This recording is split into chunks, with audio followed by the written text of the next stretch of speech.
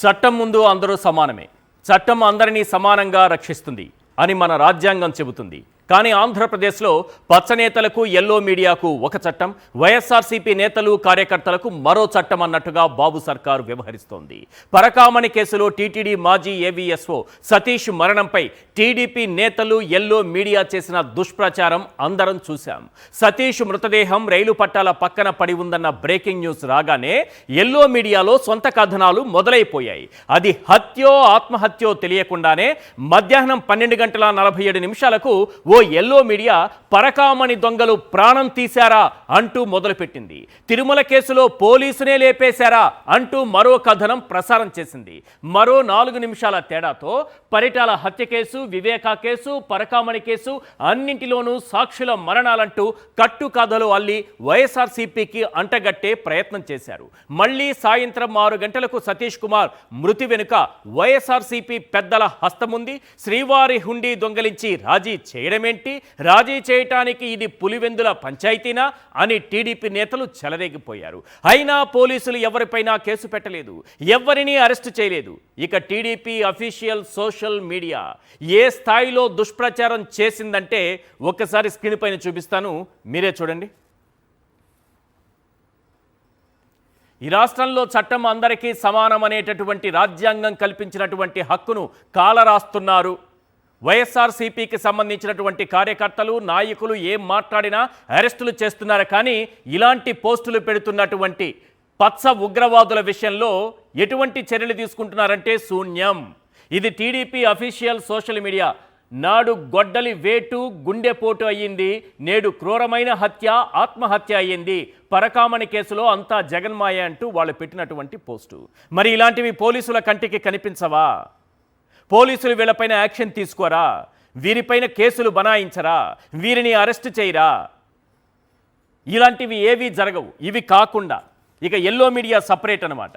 ఏది ఈ ఉన్మాదులు నడిపేటటువంటి social media కాకుండా ఎల్లో మీడియా అనేది ఒకటి ఉంటుంది సపరేట్గా. ఒకసారి ఎల్లో మీడియా ఏం వార్తలు నడిపిందో ఒకసారి చూపించండి. ఇక్కడ చూసారా? తిరుమల కేసులో పోలీసునే లేపేశారు. పరకామణి కేసులో దొరికిపోతారని సిఐ సతీష్ని హత్య చేశారు. చెప్పేశారు క్లియర్గా, వాళ్లే డిక్లేర్ చేసేశారు. ఎవడేం చెప్పాల్సిన పని లేదు. ఇక్కడ చట్టాలు లేవు, కోర్టులు లేవు, ఏమీ లేవు. వాళ్ళే డిక్లేర్ చేస్తారు, వాళ్ళే అన్నీ డిసైడ్ చేసేస్తారు. ఆఖరికి తీర్పులు కూడా వాళ్ళే ఇచ్చేస్తారు.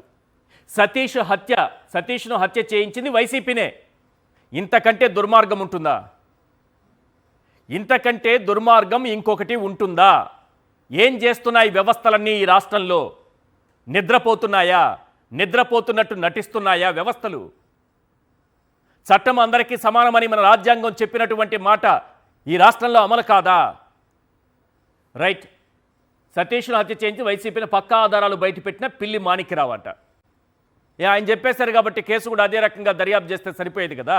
పాపం పోలీసులకు ఎందుకు అంత కష్టం? నెక్స్ట్, చంపించింది వాళ్లే పట్టాభి కామెంట్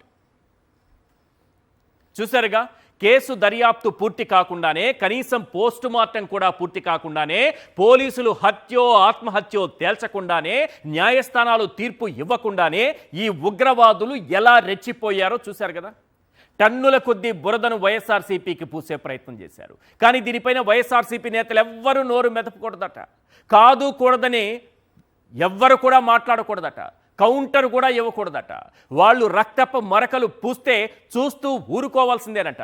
ఒకవేళ ఈ మరణానికి తమ పార్టీకి సంబంధం లేదని, ఇది హత్యే అయితే అతని ప్రాణాలు కాపాడలేని ప్రభుత్వానిదే బాధ్యత అని మాట్లాడితే అక్రమ కేసులు పెట్టేస్తారు. అర్జెంటుగా మఫ్టీలో పోలీసులు ఇంటికి వచ్చేస్తారు. బలవంతంగా లాక్కుని స్టేషన్కి తీసుకెళ్తారు. వైఎస్ఆర్సీపీ అధికార ప్రతినిధి కారుమూరు వెంకటరెడ్డి విషయంలో అదే జరిగింది. ట్విట్టర్లో పోస్టు పెట్టారని వెంకటరెడ్డిపై తాడిపత్రి పోలీసులు కేసు నమోదు చేశారు. ఇప్పుడు చెప్పండి, చట్టం ముందు అందరూ సమానమే అంటే మీరు నమ్ముతారా? చట్టం అందరినీ సమానంగా రక్షిస్తుందంటే మీరు నమ్ముతారా? టీడీపీ ఒక ఉగ్రవాద సంస్థను నడుపుతోంది. అందులో పచ్చ ఉగ్రవాదులు ఉంటారు. క్యారెక్టర్ అసాసినేషన్ చేస్తారు. ఆడపిల్లల్ని, చిన్నపిల్లల్ని కించపరుస్తూ వాళ్ళనే టార్గెట్ చేస్తూ పోస్టులు పెడతారు. కుటుంబం పరువు తీస్తారు. వారు ఆత్మహత్య చేసుకునేలా ప్రేరేపిస్తారు. అలాంటి వాళ్లకు ఎలాంటి శిక్షలు ఉండవు సార్. వారు చట్టాలకు అతీతులు. చంద్రబాబు పెంచి పోషిస్తున్న సోషల్ మీడియా ఉగ్రవాదుల్ని ఏ చట్టాలు ఏం చేయలేవు. అదే ఓ సోషల్ మీడియా కార్యకర్త ఇచ్చిన హామీలు, ఎవరైనా సోషల్ మీడియా కార్యకర్త మీరు ఇచ్చినటువంటి హామీలు ఎప్పుడు అమలు చేస్తారని పోస్టు పెట్టి ఒకవేళ ప్రశ్నిస్తే బిఎన్ఎస్ 111 కింద వ్యవస్థీకృత నేరం. ఇది చాలా పెద్ద పదం. వాడు పెట్టిన పోస్టుకి ఈ వ్యవస్థీకృత నేరానికి అసలు సంబంధమే ఉండదు. వ్యవస్థీకృత నేరం అంటూ కేసులు పెట్టేస్తారు. ఇప్పటిదాకా ఇలా ఎంతమంది సోషల్ మీడియా కార్యకర్తలపై కేసులు పెట్టారో మీకు తెలుసా? స్వయంగా మన హోంమంత్రి అనిత గారు అసెంబ్లీ సాక్షిగా చెప్పిన నెంబర్ ఏంటో తెలుసా? వీళ్ళకుండవు శిక్షలు, వీళ్ళపైన కేసులు ఉండవు. హోంమంత్రి అనిత గారు అసెంబ్లీ సాక్షిగా చెప్పినటువంటి లెక్క ఒకటి చూపించండి సార్. ఒక్కసారి మీరే చూడండి ఎంతమంది పైన కేసులు పెట్టారని. 2024 జూన్ 1 నుంచి ఇప్పటి వరకు సామాజిక మాధ్యమాల్లో పోస్టులపై 1122 కేసులు నమోదు చేశామని హోంమంత్రి తెలిపారు. ఇది వైఎస్ఆర్సీపీకి సంబంధించి. ఇది ఎప్పటిదంటే ఈ లెక్క కూడా సెప్టెంబర్ నాటి లెక్క ఇది. ఆ తర్వాత అక్టోబర్ అయిపోయింది, నవంబర్ నడుస్తోంది. ఈ మధ్యకాలంలో ఇంకెంతమంది పైన పెట్టారు? ఇది కేవలం సోషల్ మీడియాకు సంబంధించి. మళ్ళీ చెప్తున్నా, వైఎస్ఆర్సీపీ నాయకులు కాదు, వైఎస్ఆర్సీపీకి సంబంధించిన మాజీ ఎమ్మెల్యేలు మాత్రమే కాదు, వైఎస్ఆర్సీపీకి సంబంధించిన మాజీ మంత్రులు మాత్రమే కాదు, వైఎస్ఆర్సీపీకి సంబంధించినటువంటి ముఖ్య నేతలు మాత్రమే కాదు, వైఎస్ఆర్సీపీ అభిమానులు మాత్రమే కాదు, వాళ్ళందరినీ పక్కన పెడితే మిగిలినటువంటి సోషల్ మీడియా కార్యకర్తలు ఎంతమంది అంటే 1122 మందిపై కేసులు పెట్టారంట. సీఎంకు నోటీసులు పంపిన సిఐ శంకరయ్యపై కఠినమైన క్రిమినల్ చర్యలు తీసుకోనున్నామని కూడా ఆమె చెప్పారని. సరే, అది సపరేట్ కేసు, దాని గురించి మాట్లాడుకోవచ్చు. ఇంత దుర్మార్గంగా, ఇంత అన్యాయంగా అక్రమ కేసులు పెట్టేస్తుంటే మరి న్యాయ వ్యవస్థ ఏం చేస్తున్నట్టు అని ప్రశ్నించకండి. అన్ని సందర్భాల్లో అన్ని వ్యవస్థలను మేనేజ్ చేయటం అందరికీ సాధ్యం కాకపోవచ్చు. న్యాయ వ్యవస్థ అనేది ఒకటి ఉంటుంది, ఖచ్చితంగా ఖచ్చితత్వంతో పనిచేస్తుంది. ఒక్కటి మాత్రం నిజం, కాస్త ఆలస్యమైన న్యాయం మాత్రం ఖచ్చితంగా జరిగి తీరుతుంది. వెంకటరెడ్డి విషయంలో అయినా, అనేక మంది వైఎస్ఆర్సీపీ నేతలు కార్యకర్తల విషయంలో అయినా అదే జరిగింది. వెంకటరెడ్డి రిమాండ్ను రిజెక్ట్ చేస్తూ అనంతపురం జిల్లా తాడిపత్రి కోర్టు తీర్పు చెప్పింది. అసలు 7 ఏళ్ల కన్నా తక్కువ శిక్ష పడే కేసుల్లో ఎలా పడితే అలా రిమాండ్ ఇవ్వడానికి వీల్లేదని, రిమాండ్ విధించేటప్పుడు మార్గదర్శకాలు పాటించాలని, పోలీసులు చట్టాన్ని పాటించారా లేదా చూడాలని, సుప్రీం నిర్దేశించిన సూత్రాలను తప్పకుండా పాటించాలని మ్యాజిస్ట్రేట్లకు హైకోర్టు గతంలోనే సంచలన ఆదేశాలు జారీ చేసింది. ఒక్కసారి ఆ సర్క్యులర్ను కూడా మనం స్క్రీన్ పైన చూద్దాం సార్.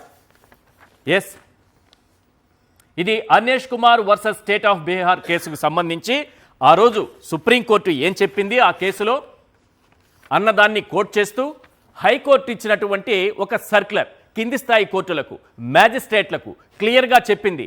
అయ్యా, మీరు అన్నీ పాటించాల్సిందే.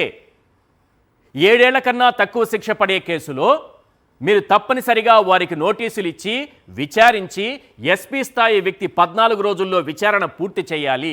ఇవన్నీ కూడా జరగాలి. ఇవేవీ లేకుండా నోటీసులు ఇవ్వకుండా మీ ఇష్టం వచ్చినట్టు అరెస్టు చేసేయడం, కోర్టులకు తీసుకొస్తే మ్యాజిస్ట్రేట్లు అసలు పూర్తి స్థాయిలో ఆ రిమాండ్ రిపోర్ట్ను చదవకుండా వాళ్ళకి రిమాండ్ విధించడం జరుగుతోంది. ఇకపైన ఇలాంటివి జరిగితే చాలా కఠినంగా వ్యవహరిస్తాం, డిపార్ట్మెంటల్ ఎంక్వైరీ కూడా మీ పైన ఉంటుంది అన్నటువంటి మాటను అందులో పొందుపరిచింది. ఒకసారి సెకండ్ పేజ్ కూడా ఉంటే చూపించండి. ఎస్, చాలా క్లియర్గా ఉంది చూడండి. ఇది ఎప్పుడంటే జూలై 6న, మేబీ 5 లేదా 6వ తారీఖున ఇచ్చింది అనుకుంటున్నా. ఒకసారి డేట్ చూసి చెప్తాను. 5వ తారీఖున, జూలై 5వ తారీఖున ఈ సర్క్యులర్ను జారీ చేసింది హైకోర్టు. ఇందులో చాలా క్లియర్గా all the judicial magistrate shall follow the circular instructions scrupulously and any deviation in this regard will be viewed very seriously. The judicial magistrate who violate the circular would render themselves liable for contempt of the court, high court, besides facing departmental enquiry అని చాలా క్లియర్గా ఇందులో చెప్పుకొచ్చింది. కాబట్టి వెంకటరెడ్డికైనా ఇంకొకరికైనా ఎవరికైనా పోలీసులు చట్టాన్ని అతిక్రమించి ఎటువంటి నోటీసులు ఇవ్వకుండా 7 ఏళ్ల కంటే తక్కువ శిక్ష పడే కేసుల్లో నోటీసులు ఇచ్చి తప్పనిసరిగా వారిని విచారించి సూపరింటెండెంట్ స్థాయి వ్యక్తి తప్పనిసరిగా విచారించాలనేది ఇందులో ఉంది. ఇది ఏ కేసుకు సంబంధించి? అన్వేష్ కుమార్ కేసుకు సంబంధించి. ఆ కేసు వివరాలు కూడా మరి కాసేపట్లో మీకు వివరిస్తాను. అన్వేష్ కుమార్ కేసులో ఇది సుప్రీంకోర్టు ఇచ్చినటువంటి మార్గదర్శకాలను అన్ని కోర్టులు, అందరూ మ్యాజిస్ట్రేట్లు తప్పనిసరిగా ఫాలో కావాలని ఇచ్చింది. అదే ఈరోజు వెంకటరెడ్డికి వర్తించింది. లేకపోతే ఈ చట్టం మా చేతుల్లో చుట్టంగా మారింది కాబట్టి మా ఇష్టం వచ్చినట్టు మేము వాడుకుంటాం ఈ చట్టాన్నని అక్రమ కేసులు పెట్టి అక్రమంగా జైళ్లలో తోసేస్తామని ఇష్టం వచ్చినట్టు చెలరేగిపోతే న్యాయస్థానాలు చూస్తూ ఊరుకోవు సార్. ఖచ్చితత్వంతో ఖచ్చితంగా పనిచేస్తాయి. తప్పనిసరిగా న్యాయం జరుగుతుంది. ఒకటి మాత్రం నిజం, కాస్త ఆలస్యమైన న్యాయం మాత్రం జరిగి తీరుతుంది. ఈ పరిణామాల నేపథ్యంలో ఇవాల్టి బిగ్ క్వశ్చన్ ఒకసారి మనం స్క్రీన్ పైన చూద్దాం. Today's big question. ఎస్, పచ్చ నేతలు ఎల్లో మీడియాకు ఒక చట్టం, వైఎస్ఆర్సీపీ నేతలకు మరో చట్టమా? Today's big question on big screen. పచ్చ నేతలు ఎల్లో మీడియాకు ఒక చట్టం, వైఎస్ఆర్సీపీ నేతలకు మరో చట్టమా? ఇదే అంశంపైన మనం చర్చించబోతున్నాం. మనతో పాటు జాయిన్ అవుతున్నారు వెంకటరెడ్డి గారు, వైఎస్ఆర్సీపీ అధికార ప్రతినిధి, అలాగే పాషా గారు సీనియర్ అనలిస్ట్, అలాగే శేఖర్ రెడ్డి వైఎస్ఆర్సీపీ అధికార ప్రతినిధి. వెంకటరెడ్డి గారు, నిన్న పోలీసులు మీ ఇంటికి వచ్చి మిమ్మల్ని అదుపులోకి తీసుకున్నారు అనే వార్త తెలిసిన తర్వాత టీడీపీకి సంబంధించి కొంతమంది నేతలు, ఆ పార్టీకి సంబంధించినటువంటి అభిమానులు చంద్రబాబు నాయుడు గారికి బెయిల్ వచ్చిన సందర్భంలో కూడా అనుభవించని ఆనందాన్ని అనుభవించారు. అప్పుడు కూడా వాళ్ళల్లో ఆనందం కనపడలేదు. మిమ్మల్ని ఎప్పుడైతే పోలీసులు అదుపులోకి తీసుకున్నారన్న వార్త వినిపించిందో వాళ్ళల్లో ఆనందం కనిపించింది ఆ వార్తతో. అసలు నిన్న ఏ సమయంలో మీ దగ్గరకు వచ్చారు? ఎన్ని గంటల సమయంలో అదుపులోకి తీసుకున్నారు? ఎన్ని గంటల సమయంలో మిమ్మల్ని కోర్టులో సబ్మిట్ చేశారు? హైదరాబాద్ టు తాడిపత్రి అసలు ఏం జరిగింది? కాస్త డీటెయిల్గా చెప్పండి. ఈశ్వర్ గారు, ముందుగా మీకు ప్యానల్లో ఉన్న అందరికీ, సాక్షి టీవీ ప్రేక్షకులందరికీ నమస్కారాలు. నిన్న 7:30 గంటలు ఆ సమయంలో మాకు వచ్చి డోర్ బెల్ కొట్టారు. నేను తీశాను. నేను ఇన్స్పెక్టర్ని తాడిపత్రి నుంచి వచ్చా అని చెప్పారు. సరే రమ్మని చెప్పాను. లోపలికి రమ్మన్నాక మీరు ఒక వీడియో మాట్లాడారు, మీ మీద కేసు నమోదైందన్నారు. ఏంటి వీడియో అంటే, అది పరకామణి చోరీలో ఎవరైతే సాక్షిగా ఉన్నటువంటి సతీష్ కుమార్ హత్య జరిగింది, సతీష్ కుమార్ అనే అతను ఆత్మహత్య చేసుకున్నాడు, అది ప్రభుత్వ హత్యగా భావిస్తున్నామని మాట్లాడినటువంటి వీడియో. సో ఈ వీడియో కంప్లైంట్ ఇచ్చారంటే, ఎవరు కంప్లైంట్ ఇచ్చారంటే చెప్పలేదు. సో ఎఫ్ఐఆర్ ఉందంటే చెప్పలేదు. సరే, ఇప్పుడు మరి దేనికి ఇప్పుడు నా దగ్గరికి వచ్చారు? మరి విచారణకైతే నోటీస్ ఇవ్వండి అని అడిగాను. నోటీస్ కూడా ఏం తీసుకొని రాలా. వాళ్ళు క్లియర్గా చెప్పింది ఏంటంటే, మీ దగ్గర స్టేట్మెంట్ తీసుకోవడానికి వచ్చాం అన్నారు. ఓకే, నా దగ్గర స్టేట్మెంట్ తీసుకోవడానికి మీరు వస్తే దేనికి, ఎవరు పెట్టారు, ఏ సెక్షన్ల కింద పెట్టారు, ఏం కంప్లైంట్, వాళ్ళు ఇచ్చిన కంప్లైంట్ ఏందో నేను తెలుసుకున్నాక కదా నేను స్టేట్మెంట్ ఇవ్వాల్సింది అని నేను అన్నా. లేదు, ఈ వీడియోలో మీరు మాట్లాడిన దాని మీద స్టేట్మెంట్ ఇవ్వండి అన్నారు. ఓకే, సో స్టేట్మెంట్ ఇవ్వడానికి రెడీ అన్న. స్టేట్మెంట్ తీసుకున్నారు. కొద్దిగా అంటే ఏం తీసుకున్నారు అంటే, ఇది దీనికి సంబంధించి మీరు ఏ ఆధారంతో మాట్లాడారు ఏంటి అనే దాన్ని తీసుకున్నాక ఈలో ఫోన్లు వస్తూ ఉన్నాయి ఉన్నతాధికారుల నుంచి. మీరు రీచ్ అయ్యారా వెంకటరెడ్డి దగ్గర? కానీ ఆయన బయటికి వెళ్తున్నాడు, ఇంట్లో నుంచి నా డోర్ ఓపెన్ చేసే ఉంది, సీసీ కెమెరాలు కూడా ఉన్నాయి కాబట్టి కనపడిద్ది. సో కొంతసేపు రాసుకుంటున్నాడు, బయటికి వెళ్తున్నాడు, మాట్లాడుతున్నాడు, వస్తున్నాడు, అట్లా ఒక 1/2 అవర్ అట్లా ఇంట్లో. అయితే ఈలోపు రికార్డ్ ఏం చేయొద్దు, మీ ఫోన్లు ఉన్న ఫోన్లు హ్యాండ్ ఓవర్ చేయండి, ఇవన్నీ వీడియో తీయటానికి లేదు, ఫోటోలు కూడా అన్నాడు. సరే అని ఇచ్చాము. ఇచ్చిన తర్వాత ముందు ఆ స్టేట్మెంట్ అనేది రాసుకుంటా ఉండగా సగం రాసుకున్న తర్వాత, లేదు మీరు స్టేట్మెంట్ ఎక్కడ కాదు, నాకు కాదు ఫస్ట్ పాయింట్, మఫ్టీలో వచ్చినప్పుడు మీరు వాళ్ళు పోలీసులని మీరు ఎట్లా అలో చేస్తారు? గోండాలో రావచ్చు, మీకు పోలీసులని ఎట్లా తెలుస్తుంది? నేను తాడిపత్రి సిఐ అన్నాడు, వస్తే చూస్తే కొంచెం ఎవరైనా రావచ్చు సార్, మీ పైన దాడి చేయడానికి టీడీపీ వాళ్ళే వేషం వేసుకొని వస్తారు. పోలీసులు అంటే యూనిఫామ్ లో వస్తే పోలీసులని గుర్తుపడతాం, తర్వాత ఐడి కార్డులు. సార్, పోలీసు యూనిఫామ్ లో రాలేదు, పాయింట్ నెంబర్ 1. వాళ్ళు వచ్చింది పోలీస్ వెహికల్ కాదు, ప్రైవేట్ వెహికల్, పాయింట్ నెంబర్ 2. ఎందుకంటే నేను వెహికల్ ఎక్కి నేను జర్నీ చేశా కాబట్టి దాంట్లో ప్రైవేట్ వెహికల్, ఇన్నోవా ప్రైవేట్ వెహికల్లో వచ్చారు. 5 కానిస్టేబుల్, ఒక సిఐ, ఒక డ్రైవర్, మొత్తం 7 వచ్చారు. సో వాళ్ళు అడిగినప్పుడు నేను పోలీసులు అంటే మీరేం రాలేదు అంటే మేము పోలీసులు అన్నా. సరే వీడియో అన్నీ చూపించారు కాబట్టి నేను అన్నాను క్లియర్గా, నేను నోటీసు ఇవ్వండి, నోటీస్ ఇస్తే నేను దాన్ని బట్టి వస్తానంటే, లేదు అక్కడికి వెళ్ళి విచారణ చేస్తాం, మీరు రావాలన్నారు. అదేంటి మీరు నాకు నోటీస్ ఇవ్వకుండా అక్కడికి రమ్మంటే నేను ఎట్లా వస్తాను? సో మేము మన ఫోన్ ఇవ్వండి, మేము మా పార్టీ వాళ్ళకి నేను ఇన్ఫామ్ చేయాలి కదా. అసలు మీరు నోటీస్ ఇవ్వలేదు, ఎఫ్ఐఆర్ కాపీ ఏంటో తెలియదు. వాళ్ళు ఎఫ్ఐఆర్ కాపీ తీసుకురాలా, నోటీస్ తీసుకురాలా, ఒక వైట్ పేపర్లు తీసుకొచ్చారు. తీసుకొని వచ్చి ఇది రాసుకున్నట్టుగా కొద్దిసేపు మళ్ళీ అక్కడ పైన ఉన్నతాధికారులు, ఐ థింక్ ఎస్పీ గారి నుంచి అనుకుంటా కంటిన్యూ ఫోన్. ఎందుకంటే నేను దారిలో కూడా అబ్జర్వ్ చేస్తున్నా కదా, దారిలో కూడా అబ్జర్వ్ చేస్తుంటే కంటిన్యూ ఫోన్లు, పావు గంటకి అరగంటకి ఫోన్లు చేస్తున్నాడు. సార్ అని మాట్లాడుతూనే ఉన్నాడు సిఏ మరి పైన ఉన్న అధికారులు కదా, కింద ఎస్ఐన్ సార్ అంట కదా. సో మాట్లాడుతూ ఉన్నాడు, నన్ను ఎక్కిన దగ్గర మాట్లాడారు. ఈ లోపు కొద్దిసేపు అయినాక సాక్షి టీవీలో ఇవన్నీ వస్తుంటే టీవీలో ఎలా వచ్చింది, మీరు టీవీలో రాకుండా చేయాలని చెబితే మీడియాకి ఎలా వచ్చింది అని అంటే ఆయన చెప్తున్నాడు సీసీ కెమెరాలు ఉందండి వాళ్ళ ఇంటి బయట, అది వాళ్ళ ప్రైవేట్ కెమెరా కదా, అది మనం ఏం చేయలేము అని చెప్పి. అప్పటికి ఫోన్లు ఎక్కడ తీయడానికి లేదు. సాక్షి టీవీ కాదు అసలు, మీడియా దొరకకూడదు, ఎక్కడ మీడియాకు దొరకకూడదు అనేది వాళ్ళది. ఎందుకు దొరకకూడదు, మనం చేస్తే కరెక్ట్ అనుకున్నప్పుడు. దాని తర్వాత నన్ను తీసుకెళ్లిన తర్వాత కూడా నన్ను మీడియాలో కనపడకూడదు అనేటటువంటి దాంట్లో వెనక ఇన్నోవాలో వెనక సీట్లో కూర్చోబెట్టారండి. నన్ను వెనక సీట్లో ఇద్దరు మధ్యలో నన్ను కూర్చోబెట్టారు, వెనక లాస్ట్ సీట్లో. ఓకే, లాస్ట్ సీట్లో కూర్చోబెట్టి అది ఎక్కడ కనపడకూడదు అని రెండు బ్లూ దానికి ఇది మన ఏమంటారు బ్లాక్ ఫిలిం లాంటిది ఉంటుంది కదా, ఆ బ్లాక్ ఫిలిం అనేది ఉంది. సో మామూలుగానే కనపడదు. సో ఎక్కడ ఫోటోలు తీయద్దు అని చెప్పి మొత్తం అంతా అబ్జర్వేషన్గా వాళ్ళ క్లియర్ ఇన్స్ట్రక్షన్ ఉంది. ఇది మీడియాలో ఎక్కడ రాకూడదు, ఎక్కడ తీసుకెళ్తున్నా కూడా తెలియకూడదు అని. సో దారిలో అంతా చాలా స్లోగా తీసుకొని వెళ్ళారు. మామూలుగా అయితే ఇన్నోవా మీకు తెలుసు 130, 140 స్పీడ్లో పడుతుంది. లేదా 80-90 స్పీడ్లో నిదానంగా అది రాత్రికో తెల్లారికో తీసుకెళ్లాలన్న కోణంలో నిదానంగా తీసుకెళ్తా ఉన్నారు. తీసుకువెళ్ళిన తర్వాత మనం తీసుకెళ్తా ఉంది తాడిపత్రి నాకు చెప్పింది. అక్కడ గుత్తి నుంచి లెఫ్ట్కి తాడిపత్రి అలా వెళ్తే రైట్ సైడ్కి తిప్పారు. రైట్ సైడ్ అంతా గుంతకల్. నాకేం భయం లేదు సార్, ప్రిపేర్ అయ్యా కాబట్టి. సో నేను అడిగాను ఇదేంటండి ఈ రూట్ కాదు కదా తాడిపత్రి అంటే, మీకేం ఇబ్బంది లేదు, తాడిపత్రిలో అంతా సెక్యూరిటీ ప్రాబ్లం ఉంది, శాంతి భద్రతల సమస్య ఉంది, సో అందుకని చెప్పి మిమ్మల్ని వేరే చోటకి విచారణ తీసుకెళ్తున్నాం అంటే, సార్ నేను మా కుటుంబ సభ్యులకన్నా ఇన్ఫార్మ్ చేసుకోవాలి కదా అంటే అలా కుదరదని చెప్పారు. సరే వాళ్ళు చెప్పిన దానికి యాక్సెప్ట్ చేశాను. 4:30కి నన్ను గుంతకల్ తీసుకొని వెళ్ళారు. గుంతకల్లులో ఏదైతే డిఎస్పీ ఆఫీసులో సిఐ గారు నన్ను విచారణ, ఈ వీడియోలో మీరు ఇది ప్రభుత్వ హత్య అని చెప్పి ఏ విధంగా చెప్తారని అడిగాడు. ఏ విధంగా చెప్పేది ఏముందండి ప్రభుత్వ హత్య అని, రెడ్ బుక్ వేధింపుల్లో అతను ఆల్రెడీ బలయ్యాడు అనేది వాస్తవం అందరికీ తెలుసు. అతను ఆల్రెడీ వాళ్ళ సన్నిహితులతో ఆల్రెడీ చెప్పాడు, నన్ను ఇలా వేధించారు సిట్ అధికారులు, నన్ను నా కుటుంబాన్ని ఇబ్బంది పెడతానని అంటున్నారని చెప్పి మాట్లాడినటువంటి చాలా పత్రికల్లో వచ్చినాయి. ఆ పత్రికల ఆధారంగా నేను మాట్లాడాలని క్లియర్గా చెప్పి నేను అన్నా, మరి ఇదే అధికార పార్టీ వాళ్ళు ఆ రోజు ఎలక్షన్ రిజల్ట్ సార్ నాకు బాగా గుర్తు, ఈయన చనిపోయినప్పుడు రోజు ఎలక్షన్ రిజల్ట్లో ఉండి ఒక టీవీ5 యాంకర్ మధ్యాహ్నం 12:47 బాగా నోట్ చేయాల్సిన పాయింట్, అప్పటికి ఇంకా ఎఫ్ఐఆర్ కూడా కట్టలేదు. సతీష్ కుమార్ చనిపోయినటువంటి దాని దగ్గర ఇంకా మృతదేహం దగ్గరే ఉన్నారు, అక్కడ ఇంకా ఎఫ్ఐఆర్ కట్టల. 12:47 టీవీ5 మూర్తి పరకామని దొంగలు ప్రాణం తీశారంటూ ఆయన పెద్ద హెడ్డింగ్లు ఇస్తే మాట్లాడాడు. మరి ఏ విధంగా మాట్లాడాడు?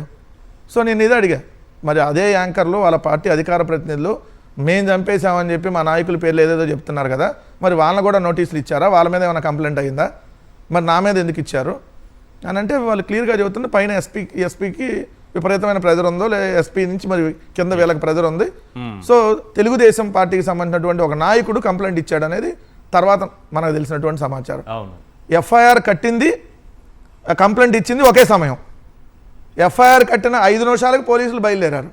ఓకే, కంప్లైంట్ ఇట్లా తీసుకోవడం, ఇట్లా ఎఫ్ఐఆర్ నోట్ చేయడము. సార్ నిన్న 18వ తారీఖు రెడీగానే ఉందా? 17వ తారీఖు సాయంత్రం వెహికల్ కూడా ముందు పిలిపించేశారు. కంప్లైంట్ ఇచ్చే వ్యక్తి వచ్చాడు, రావడానికి వెహికల్ రెడీగా ఉంది, డీజిల్ కూడా ఫుల్ గా నింపుకొని 17వ తారీఖు సాయంత్రం 7:30 గంటలకు ఎఫ్ఐఆర్ కట్టారు. నన్ను A1, A2 జగనన్న కనెక్ట్స్ అని Twitter page. Okay, so A1 గా నన్ను A2గా ఇది తెలుగుదేశం పార్టీ నాయకుడు కంప్లైంట్ ఇచ్చాడని చెప్పి ఎఫ్ఐఆర్ కట్టారు. ఆ ఎఫ్ఐఆర్ కాపీ నాకు ఇవ్వలేదు. నా తర్వాత ఎప్పుడైతే సాయంత్రం మాకు లాయర్లు వచ్చారో లాయర్ల దగ్గర నేను అప్పుడు ఎఫ్ఐఆర్ కాపీ చూడటం జరిగింది. అంటే నాకు నోటీస్ ఇవ్వలేదు, ఎఫ్ఐఆర్ కాపీ ఇవ్వలేదు. మా మిస్సెస్ ఫోన్ కూడా తీసుకుంటే నేను మా మిస్సెస్ ఫోన్ మీరు ఎట్లా తీసుకుంటారు అంటే, మీ మిస్సెస్ ఇప్పుడు ఇవన్నీ అందరికీ ఫోన్ చేసి చెప్తారు కదా మిమ్మల్ని తీసుకెళ్ళినట్టుగా, ఇవన్నీ సమాచారం ఎవరికి తెలియకూడదని చెప్పారు. అంటే నన్ను తీసుకెళ్లిన సమాచారం బయట ఎవరికి తెలియకూడదు. అంటే మా మిస్సెస్ ఫోన్ వింటే నన్ను బయటికి వెళ్ళిపోగానే మా మిస్సెస్ మా పార్టీ నాయకులకి వాళ్ళందరికీ సన్నిహితులకి ఫోన్ చేసి చెప్తారు కదా, ఇట్లా మా ఆయన పోలీసులు తీసుకెళ్లారని. అప్పుడు వైఎస్ఆర్ కాంగ్రెస్ పార్టీ అంతా బయటకు వస్తుంది కదా, అన్ని టీవీ ఛానల్కి వస్తాయి కదా. అందుకని మా మిస్సెస్ ఫోన్ కూడా తీసుకొని బయలుదేరుతుంటే నేను సిఐ గారికి చెప్పాను, మీరు మా మిస్సెస్ ఫోన్ ఇస్తేనే నేను వస్తా, లేకపోతే రాను. మా మిస్సెస్ ఫోన్తో మీకేంటండి పని? ఇప్పుడు మీ ఇంటికి వచ్చి మిమ్మల్ని అరెస్ట్ చేస్తానంటే మీ ఆవిడ ఫోన్ తీసుకొని మీ ఆవిడ కూడా తీసుకెళ్తారు ఎంక్వైరీ. కానీ నేను అడిగా గట్టిగానే అడిగితే, అందుకని తెలుగుదేశం పార్టీ వాళ్ళు పత్రికలు వేరే వేరే రకంగా ట్రోల్ చేస్తున్నారు. సో అది వాళ్ళకి సిగ్గు సరం లేదనుకోండి, అది వేరే విషయం, వాళ్ళ గురించి డిస్కస్ చేయదలుచుకోవాలా. సో నేను క్లియర్గా అడుగుతుంది ఏంటంటే, ఒక బాధ్యత కలిగినటువంటి ప్రతిపక్ష పార్టీగా మేము క్వశ్చన్ చేసేటటువంటి రైట్ ఉంటుంది. మేము ఇదిగో పలానా చంద్రబాబు ప్రభుత్వ హత్య అని మీరు అనడం కరెక్ట్ అనుకుంటున్నారా? వాళ్ళైతే అంటారు.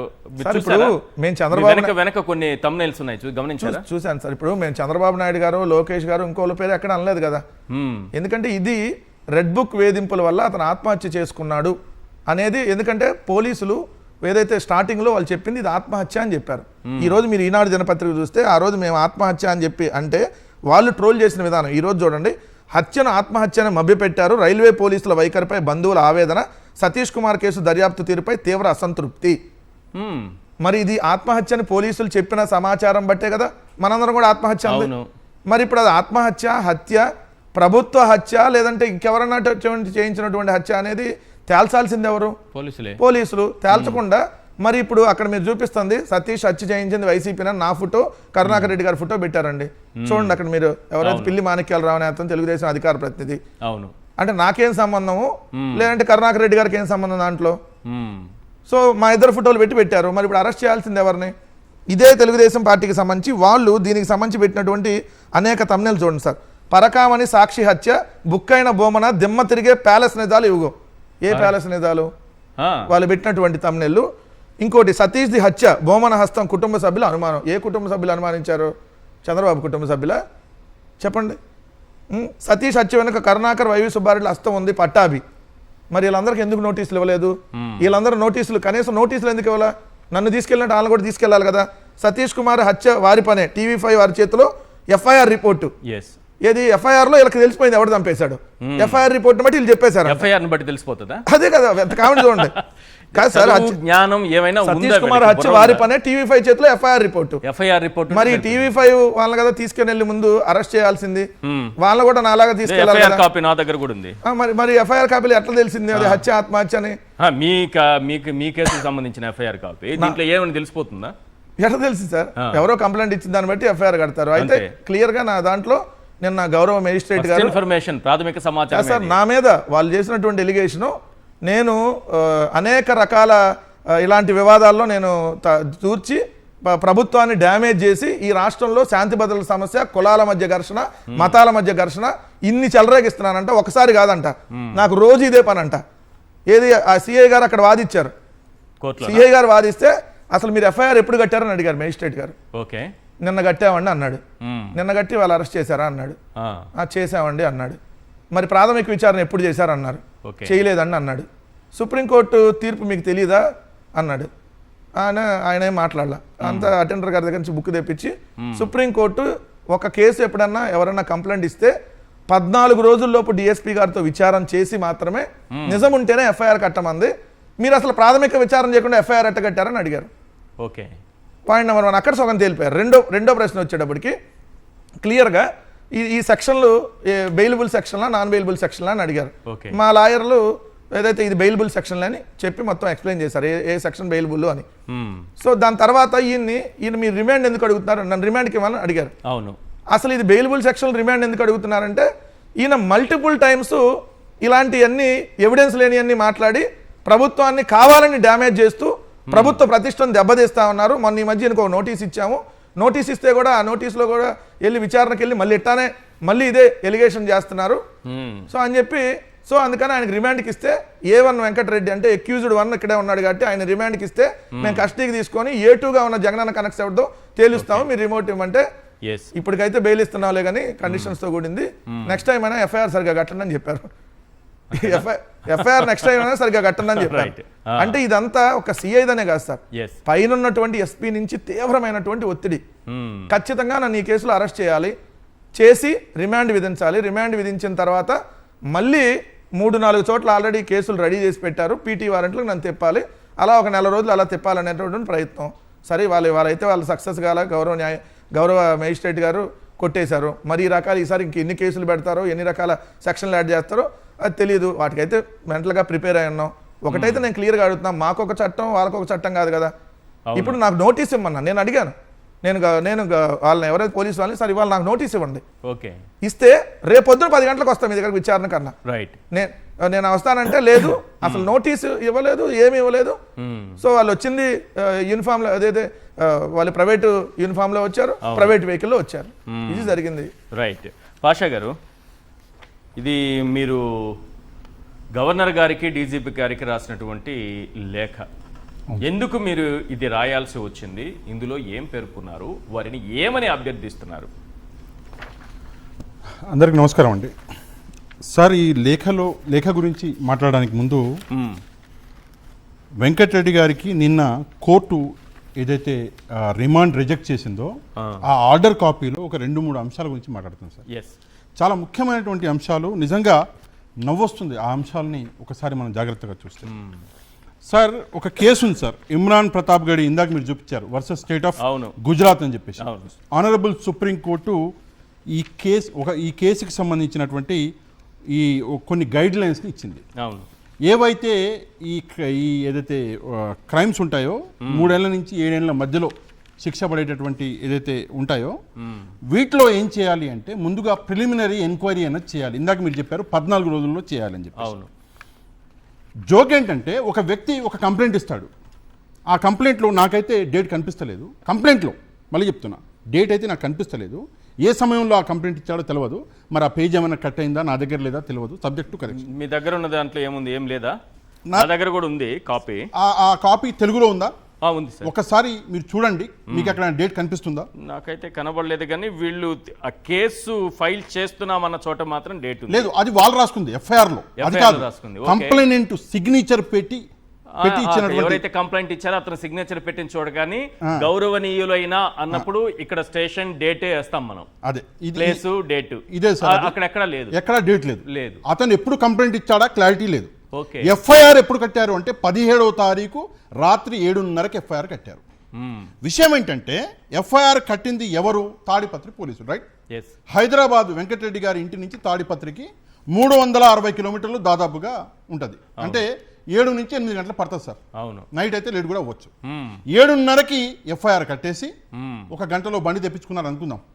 బయలుదేరి పొద్దున్న 5 గంటలకి వెంకటరెడ్డి గారి అపార్ట్మెంట్ దగ్గరికి వచ్చి అక్కడ నిల్చొని 7 గంటల నుంచే లోపలికి వెళ్ళే ప్రయత్నం చేసి అక్కడ సెక్యూరిటీ ఆపితే సెక్యూరిటీని అడ్డు తొలగించుకొని లోనికి వచ్చి 7:30కి గంట కొట్టారు. ఎలా సాధ్యం అది? ఎలా సాధ్యం నాకు అర్థం కావట్లేదు.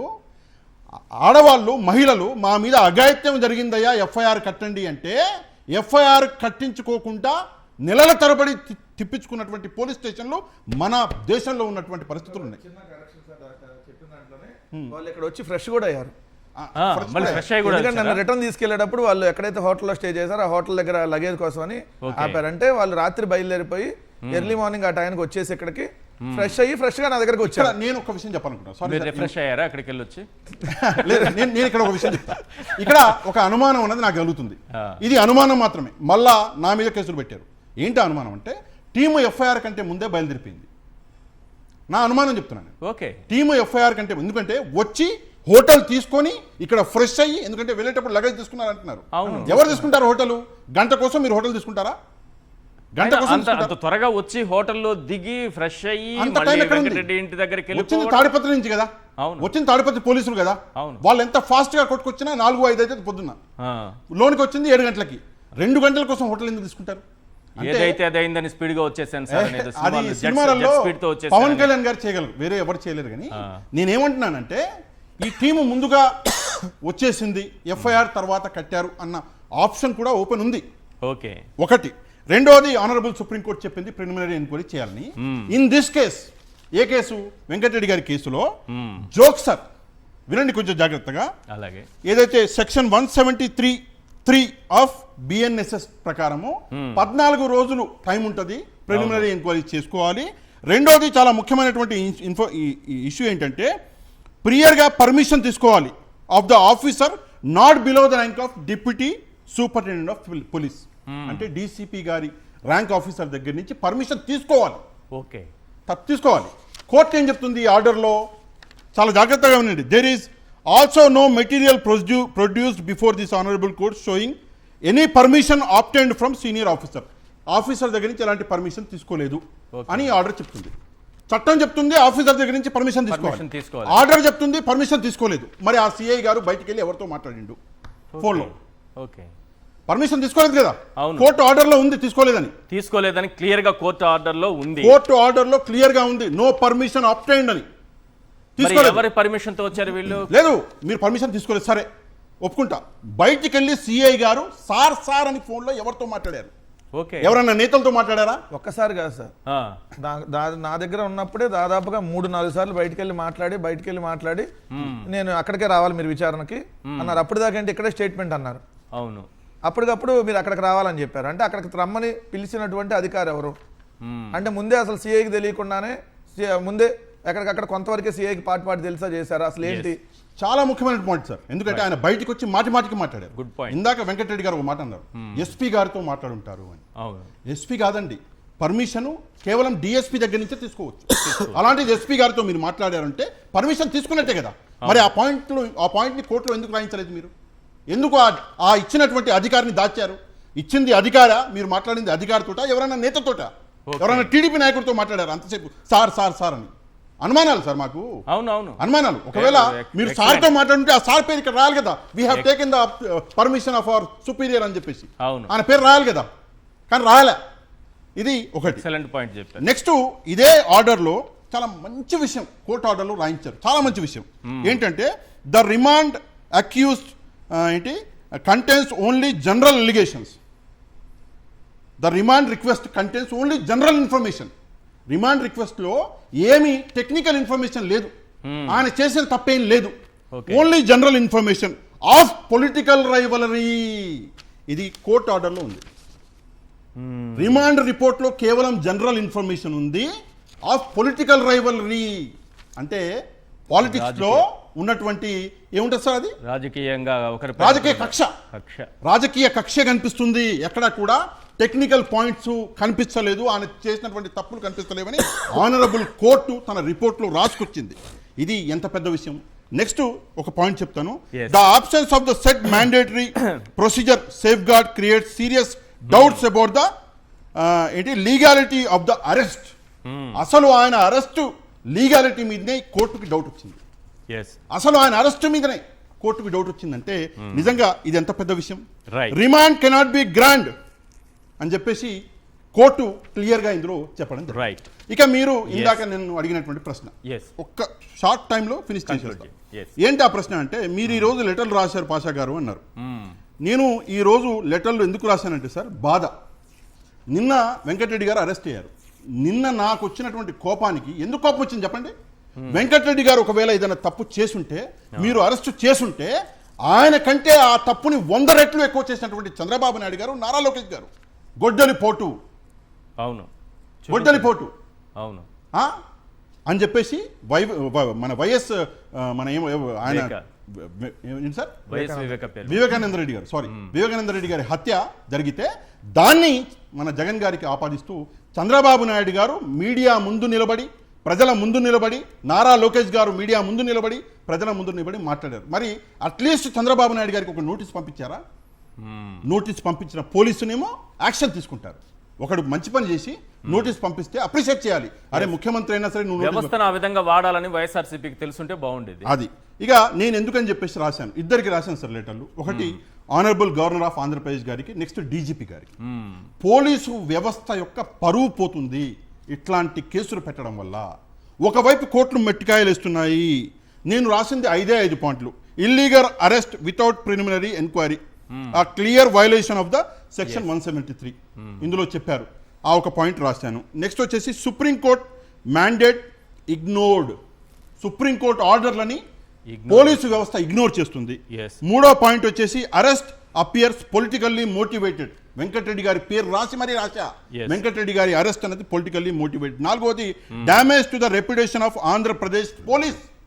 వీళ్ళు చేస్తున్నటువంటి కొంతమంది చేస్తున్నటువంటి తప్పుల వల్ల ఆంధ్రప్రదేశ్ పోలీస్ డ్యామేజ్ అవుతుంది. ఇవి కాకుండా ఒక చిన్న అంశం సార్, వీళ్ళు వచ్చిన పరిస్థితి చూసారా? ఆ వీడియో చూసారా మీరు? వెంకటరెడ్డి గారి ఇంటి ముందుకు వచ్చారు సార్. సుప్రీంకోర్టు చెప్తుంది యూనిఫామ్లు తొడగండి అయ్యా అని చెప్పేసి ఒక వ్యక్తి మీ ముందుకు వచ్చారు సార్. నన్ను చంపమించి చల్లు లోన్ కొట్టాడు. నేనేం చేస్తా? ఆ వ్యక్తిని కూడా చంపమించి కొడతా. తను కొట్టాడు కదా. కొట్టిన తర్వాత పోలీసులే కొడతావా నువ్వు అంటే అరే నువ్వు యూనిఫామ్ వేసుకుంటే కదా నాకు తెలిసేది నువ్వు పోలీసు కదా అని. రెండో కేసు సార్, అది ఇంకా పెద్ద కేసు. పోలీసులే కొట్టాడు అనేది ఇంకా పెద్ద అదే కేసు. చెప్తున్నాను. జీన్స్ ప్యాంట్లు వేసుకొని అదేదో సినిమాకి వచ్చినట్టు వచ్చారు ఆ ఇంటికి. ఆ. ఒక ఆఫీసర్ గారు క్షమించాలి, జీన్స్ ప్యాంట్ వేసుకుని సినిమాకి వచ్చినట్టు వచ్చాడు. కనిపిస్తుంది చూడండి స్క్రీన్ పైన. మరి జీన్స్ ప్యాంట్. ఏంటి సార్ నాకు అర్థం కాదు. యూనిఫామ్ అంటే ఒక గౌరవం, ఒక ప్రతిష్ట, పరువు. అంత కష్టపడి చదువుకొని మీరు యూనిఫామ్ వేసుకొని ఆ స్థాయికి మీరు వచ్చి యూనిఫామ్ లేకుండా ఇంటికి వచ్చి తలుపు కొడితే ఆయన మీకు ఆ మర్యాద ఇచ్చాడు. అది ఎంత పెద్ద గౌరవం. నాలాంటి వాళ్ళు చదువు సందలేని వాళ్ళు అయితే ఆ మర్యాద ఇస్తారా? ఒకసారి చెప్పండి. పక్క రాష్ట్రానికి వచ్చి కనీసం లోకల్ పోలీస్ స్టేషన్ కూడా ఇవ్వాలి కదా. అది కూడా వైలేషన్. ఆయన కేసు పెట్టొచ్చు. ఆల్రెడీ ఆయన వైఫ్ పెట్టారనుకుంటా కేసు పెట్టొచ్చు. వీళ్ళ మీద ప్రైవేట్ గా వీళ్ళు అది చేయొచ్చు. చట్టంలో ఉందా ఆప్షన్ ఉంది. యూజ్ చేసుకోవాలి వెంకటరెడ్డి గారు. రైట్. శేఖర్ రెడ్డి గారు, టీడీపీకి ఆ పార్టీ నేతలకి ఎల్లో మీడియాకి ఒక చట్టం, మీ వైఎస్ఆర్సీపీకి మరో చట్టం అన్నట్టుగా పరిస్థితులు ఏమైనా కనిపిస్తున్నాయా? Point number 1. Point number 2, Venkatareddy గారి పైన కేసు పెట్టడము, ఆయన్ని అదుపులోకి తీసుకోవడము ఇవన్నీ జరిగిన తరువాత వరుసపెట్టి మీ పార్టీ నాయకుల నోళ్లు మూయించే ప్రయత్నం జరుగుతోంది. ఈయన మీరు అంటే ఇప్పటికన్నా వెనకడుగు వేసి సరే బురద చల్లితే చల్లారు, రక్తపు మరకలు పూస్తే పూశారు, ఊహించుకుందాం చల్లించుకుందాం అని ఏమన్నా ఉంటారా? సార్, మొదటగా ప్యానల్ లో ఉన్న సభ్యులకి, మీకు అలాగే సాక్షి టీవీ ఇచ్చినందరికీ కూడా good evening sir. Good evening. నేను వెంకటరెడ్డి గారు అరెస్ట్ అయిన వెంటనే ఒక ఛానల్ కి ఇంటర్వ్యూ అడిగారు సార్, ఇచ్చాను. అందులో మాట చెప్పాను సార్, ఈ అరెస్ట్ కి వెంకటరెడ్డి గారు కదా, వెంకటరెడ్డి కాంపౌండ్ లో కుక్క కూడా భయపడదని చెప్పాను సార్. ఈ అరెస్ట్లకి వైఎస్ఆర్ కాంగ్రెస్ పార్టీ నేతల ఇళ్లలో కాంపౌండ్ ఉండే కుక్కలు కూడా భయపడవని చెప్పాను సార్. అదే స్టేట్మెంట్ సార్. వెంకటరెడ్డి అరెస్ట్ చేస్తే వెంకటరెడ్డి అంత పెద్ద మాట ఎందుకు సార్? డైరెక్ట్ గా మాట్లాడుతున్నాను సార్.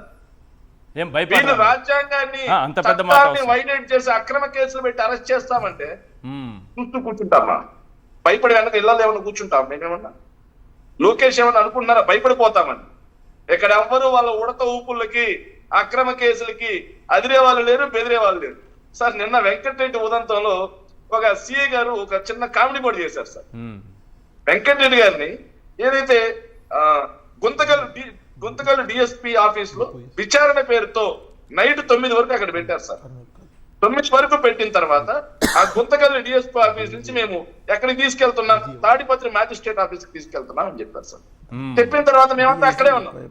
సరే, వాళ్ళు ఎక్కడికి తీసుకెళ్తున్నారో తెలియట్లేదు, మాకు అనుమానాలు ఉన్నాయి. హైదరాబాద్ నుంచి తీసుకొచ్చేటప్పుడు ఏమని చెప్పారు? తాడిపత్రి తీసుకెళ్తున్నాం అని చెప్పారు. అవును. కానీ మాకు ఎలాంటి సమాచారం ఇవ్వకుండా గుంతకల్లి నుంచి మ్యాజిస్ట్రేట్ దగ్గరికి తీసుకెళ్తున్నాం అన్న వాళ్ళు ఇంకెక్కడికి తీసుకెళ్తారో అని అనుమానం మాకు ఉంటుందా ఉండదా సార్? సో దాంతో వెంకటరెడ్డి స్నేహితులు కొంతమంది హైదరాబాద్ నుంచి వచ్చిన వాళ్ళు, నేను అలాగే వెంటబడ్డాను సార్. అనుసరించాల్సినటువంటి పరిస్థితి. గుత్తి దగ్గరకు వచ్చిన తర్వాత సిఐ కారాపి, ఎందుకు మీరు వెంటబడుతున్నారు, తమాషాగా ఉందా, ఎవరు మీరంతా అని చెప్పి జూబం చెలాయించాలని చూశారు సార్. నాకు ఒక విషయంలో అంటే మీరు కొంచెం గట్టిగా మాట్లాడారు కానీ స్టార్టింగ్లో మీరు కానీ వెంకటరెడ్డి గారు కానీ మీ పార్టీకి సంబంధించి అధికార ప్రతినిధులుగా వచ్చేవాళ్ళు ఎవరు కూడా బూతులు ఎవరు మాట్లాడరండి. వీళ్ళు మాట్లాడుతున్నటువంటి బూతులు చూస్తే అసలు మైండ్ బ్లాంక్ అయిపోతుంది. అంతా పబ్లిక్గా మీడియాలో కూర్చొని బూతులు మాట్లాడేస్తూ ఉంటారు. అంటే మీరు మాట్లాడరు, ఇక్కడ అటువంటిది ఉన్నా నేను ఆలోచన. మీరు వెంకటరెడ్డి గారు ఏ రోజు కూడా ఎక్కడా కూడా మాట తోలరు, కానీ గట్టిగా వాదిస్తారు, గట్టిగా మాట్లాడతారు, గట్టిగా క్వశ్చన్ చేస్తారు, తన వాదన గట్టిగా వినిపిస్తారు. సార్ నేను ఆల్రెడీ చెప్తున్నాను సార్, వాదన వ్యంగ్యంగా శుతిమెత్తగా మాట్లాడడం వేరు, బూతులు మాట్లాడడం వేరు. రెండింటికి నక్కకి నాగలో కనుకున్నటువంటి తేడా ఉంది సార్. వెంకటరెడ్డి ఎవరినైనా పేకలు బిసుకుతా అన్నాడా? వెంకటరెడ్డి ఎవరినైనా చెప్పులతో కొడతా అన్నాడా? వెంకటరెడ్డి ఎవరినైనా అమ్మనా బూతులు తిట్టాడా? వెంకటరెడ్డి మంత్రులను పట్టుకొని కొడకల్లారా అన్నారా? సన్నాసులారా అన్నాడా?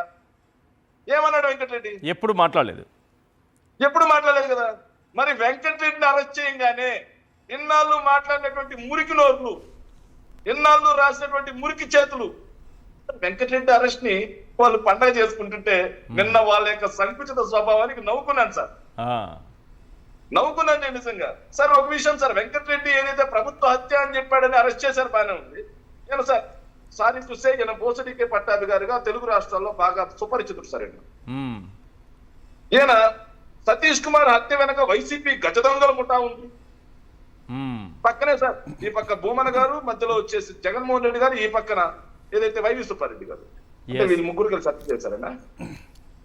ఏ కేసుతో, ఏ ఆధారంతో ఈ బోస్నికే పట్టాభి గారు స్టేట్మెంట్ వద్దు ఆయన పదం మళ్ళీ మీరు ఎందుకు రిపీట్? సార్ ఆయనకు బాగా ఇష్టమైన పదం సార్, ఒక్క నిమిషం సార్.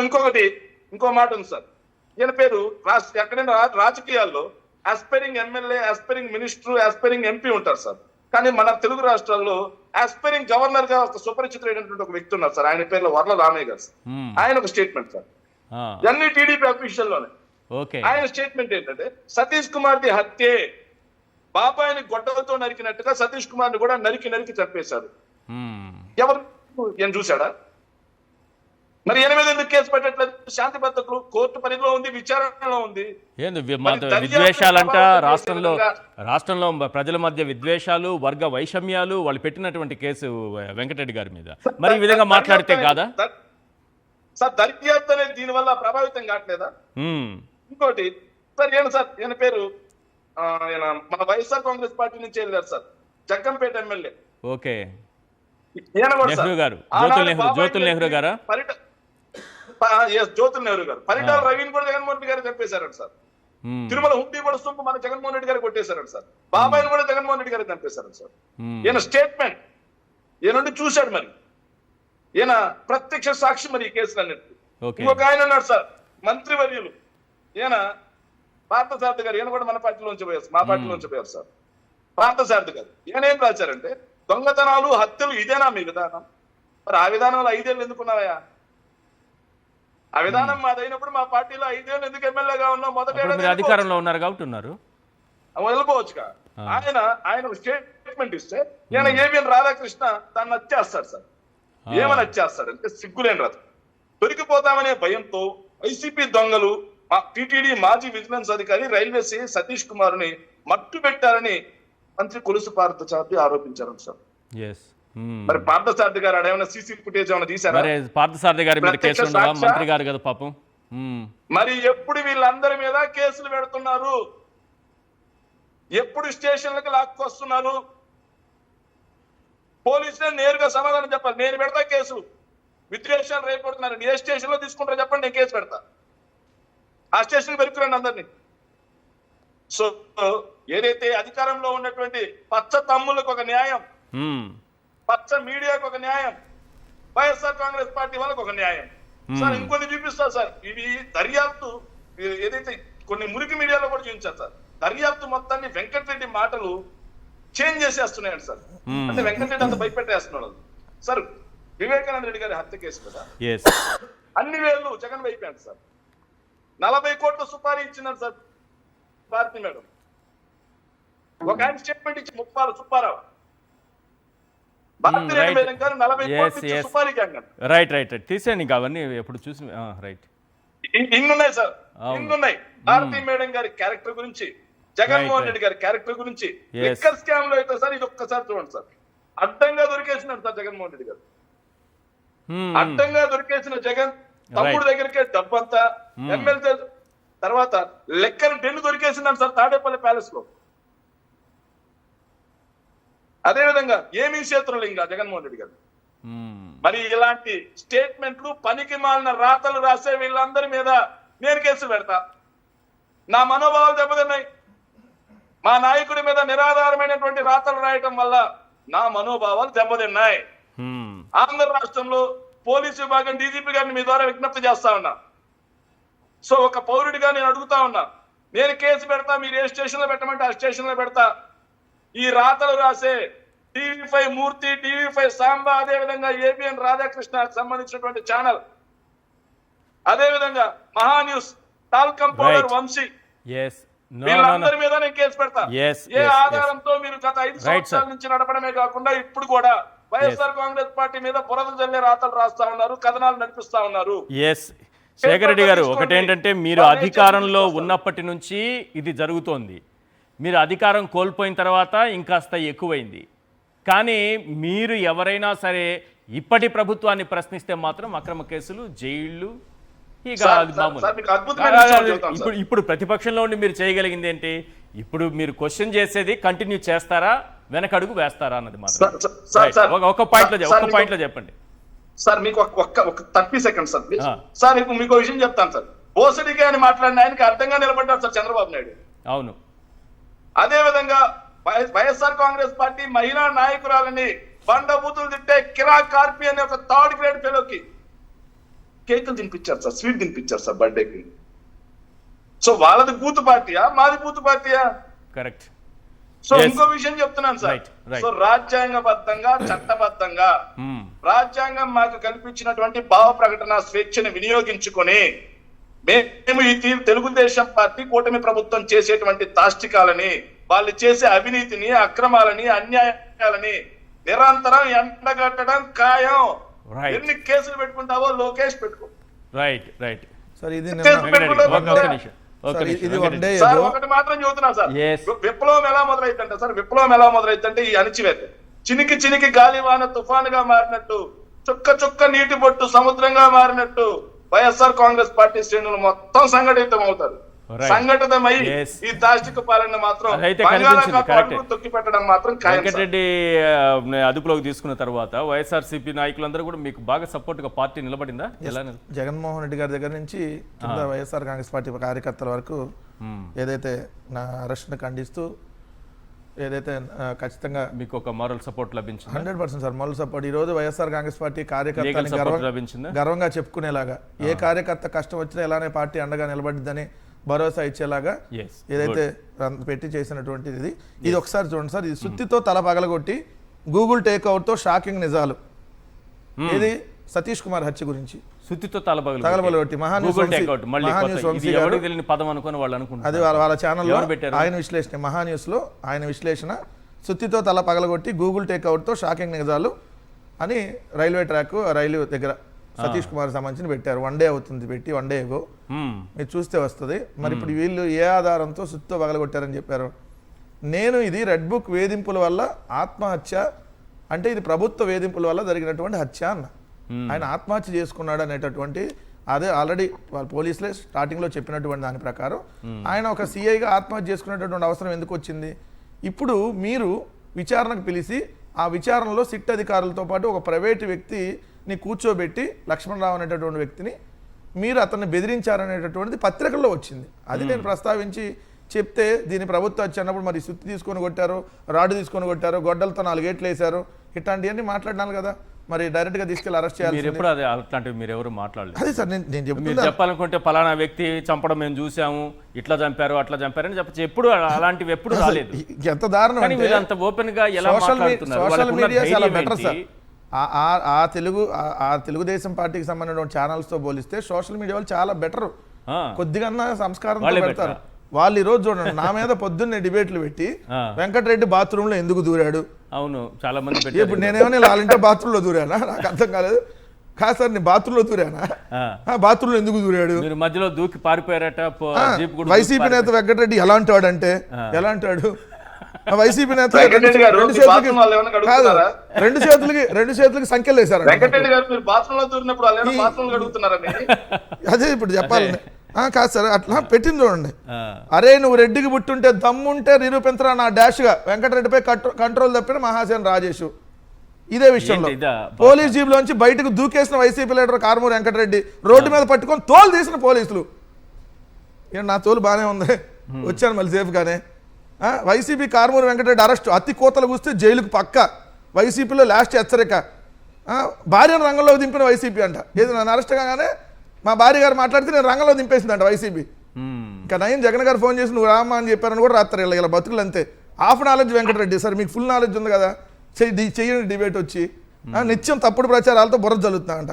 పోలీస్ స్టైల్ ఇంట్రాగేషన్ చేశారంట. నాకు నేను చెప్పలేదు కదా చేశా. నాడు నోటికొచ్చింది వాగినేడు ఏడుపులేంటి వెంకటరెడ్డి. ఎవడేడ్చాడు? నేను బాగానే వచ్చి మాట్లాడుతున్నాగా. నాకేం అక్కడ నొప్పి వచ్చింది ఎక్కడ నొప్పి వచ్చింది నేను బెయిల్ అడగలేదుగా. నేను ఉన్న గ్రౌండ్స్ మీదే బెయిల్ అడిగా. నా మీద కేసు పెడితే నేనేమో ఈ లోకేష్ లాగా ఢిల్లీ పారిపోయి అమిత్ షా గారు కాళ్ళు పట్టుకున్నట్టుగా నేను ఇక్కడికి వెళ్ళి ఎవరి కాళ్ళు ఏం పట్టుకోలేదుగా. నా పార్టీ నాకు అండగా నిలబడింది. నాకు అన్యాయం జరిగింది, నా మీద తప్పుడు కేసు పెట్టారు కాబట్టి. ఆలస్యంగా బయటకు వచ్చిన వెంకటరెడ్డి భాగవతం అంట. అల్లాడిపోతున్నాడు అమ్మ వెంకటరెడ్డి. నేనేమి అల్లాడలేదురా బాబు, బాగానే ఉన్నా. ఇది కూడా జగన్ గారు రేపు కోర్టుకు వస్తుంటే మరో డ్రామా అంట. వెంకటరెడ్డి అరెస్ట్ దానికే అంట. నా ఫస్ట్ క్వశ్చన్ కి మీరు జస్టిఫికేషన్ ఇచ్చారు. బాబా, ఎందుకంటే అమ్మాయి కాదు సార్, చంద్రబాబు కాదు నాయుడు కాదు. గారికి బెయిల్ వచ్చినప్పుడు కూడా అంత ఆనందపడలేదు టీడీపీ సార్ నాయకులు. మన మల్లేశ్వర్ గారు వెంకటరెడ్డి ఎందుకు అరెస్ట్ చేశారు తెలుసా? ఆనందపడ్డారంటే మల్లేశ్వర్ గారు నిన్న మీ టీవీలో మాట్లాడితే వెంకటరెడ్డి ఎందుకు అరెస్ట్ చేశారు తెలుసా? ఎవరక్క నువ్వు కామెడీ ఎరగదీస్తున్నావని మహిళ మీద, ఆమె ఒక దళిత మహిళ, ఆమె మీద నువ్వు ఎంత కామెడీ చేస్తున్నావు తెలుసా అని. వెంకటరెడ్డి భారీ వార్నింగ్ అంటాం మేము, ఆ భారీ ఎవరికి వార్నింగ్ లేదు. రైట్, ఇట్లా ఉంటాయి సార్ వాళ్ళు, మరి వీళ్ళందరి మీద కదా పెట్టాల్సింది కేసులు. Yes please. సార్ అసలు వెంకటరెడ్డి గారు అంటే ఎందుకు ఇంత భయం వీళ్ళకి ఒకసారి మనం అర్థం చేసుకోవాలి. వైఎస్ఆర్ కాంగ్రెస్ పార్టీ అంటే భయం సార్, అంతే. దాంట్లో నేనే కాదు, ఎవరున్నా వాళ్ళకి భయం. చంద్రబాబు సోషల్ నాయుడు మీడియా గారి బలం- కార్యకర్తనా భయం వాళ్ళకి. చంద్రబాబు నాయుడు గారి బలం పచ్చ మీడియా, అందులోనూ అతి ముఖ్యంగా ఈ ఈనాడు, ఆంధ్రజ్యోతి అనేటువంటి పేపర్లు. కాకపోతే తెల్లారి నిద్ర లేవక ముందే వెంకటరెడ్డి గారు ఆ రెండు పత్రికల్ని ఎండగడుతుంటే ఓకే, అది చూసి చూసి చూసి ఏం చేయాలో అర్థం కాక సోషల్ మీడియాలో వెంకటరెడ్డి గారిని ట్రోల్ చేశారు, ఆయన కుటుంబాన్ని ట్రోల్ చేశారు, నోటీస్ ఇచ్చి భయపెట్టే ప్రయత్నం చేశారు. దాని తర్వాత అరెస్ట్ చేసేటటువంటి ఒక కార్యక్రమం చేశారు. ఆయన ఏ తప్పు చేయలేదు కాబట్టి 16 గంటలు కూడా వెంకటరెడ్డి గారిని జైల్లో అంటే పోలీస్ స్టేషన్లో పెట్టేటటువంటి కార్యక్రమం అనేది చేయలేకపోయారు. 16 గంటలు కేవలం. ఎందుకంటే తప్పు చేయని వ్యక్తి, తప్పు చేసే వాళ్ళందరూ మీ వెనకాల ఉన్నారు. మీ వెనకాల మీ ఛానల్లోనే మీ ఫిల్మ్ ఇండస్ట్రీలో లేరా అని చెప్పి మాట్లాడినటువంటి ఒక వ్యక్తి ఉన్నాడు. మరి ఆ వ్యక్తిని అరెస్ట్ చేశారా? అది కూడా మహిళల గురించి ఆ వ్యక్తి వెంకటరెడ్డి గారు ఎప్పుడూ అట్లా మాట్లాడింది నేనైతే చూడలేదు. ఏమైనా చూస్తే నాకు పంపించండి దయచేసి. ఒకటి, ఈ వేదిక పైన అలాంటివి అలౌ చేయము. ఇంకో విషయం అదే నేను చెప్పాలి. చెప్పాలి. ఇంకో చిన్న ట్రోల్ చేశారు సాక్షి గురించి. నేను ఇన్ని రోజుల నుంచి సాక్షికి వస్తున్నాను, ఇన్ని రోజుల నుంచి డిబేట్ చేస్తున్నాను. ఎప్పుడు కూడా మేము ఏ తప్పు విషయం మాట్లాడింది లేదు, ఒక వర్డు ఆ విషయం ఏమన్నా అటు ఇటు దొరికినా మీరు అలో చేసింది లేదు. అవును. కానీ ఈ రోజు ఏం చేస్తున్నారు? వెంకటరెడ్డి గారు 16 గంటల్లోనే బయటకు వెళ్ళిపోయారు అన్నటువంటి ఖర్చుతో ఇష్టారీతిన ట్రోల్స్ చేయాలి. అదేదో బాత్రూమ్కి వెళ్ళారు అని చెప్పేసి. నిజంగా సిగ్గుండాలి. 16 గంటలు కూడా హోల్డ్ చేయలేకపోయామని చెప్పేసి సిగ్గుతో తల మీరు దించుకోవాలి. తప్పు చేసాం, ఒక మంచి వ్యక్తిని జైల్లో న్యాయస్థానాల్లో పెట్టేసి న్యాయం జరుగుతుంది, కాస్త ఆలస్యమైన తప్పకుండా న్యాయం జరుగుతుంది. అదే సార్, మరోసారి ఏమీ చేయలేక ఈ రోజు ట్రోల్ చేస్తున్నారు. సిగ్గుపడాలి. Right, thank you sir. చర్చలో పాల్గొన్నందుకు పాషా గారు, వెంకటరెడ్డి గారు, శేఖర్ రెడ్డి గారు థ్యాంక్ యూ అండి. ఇది వాళ్ళ చర్చా కార్యక్రమం. చూస్తూనే ఉండండి సాక్షి టీవీ.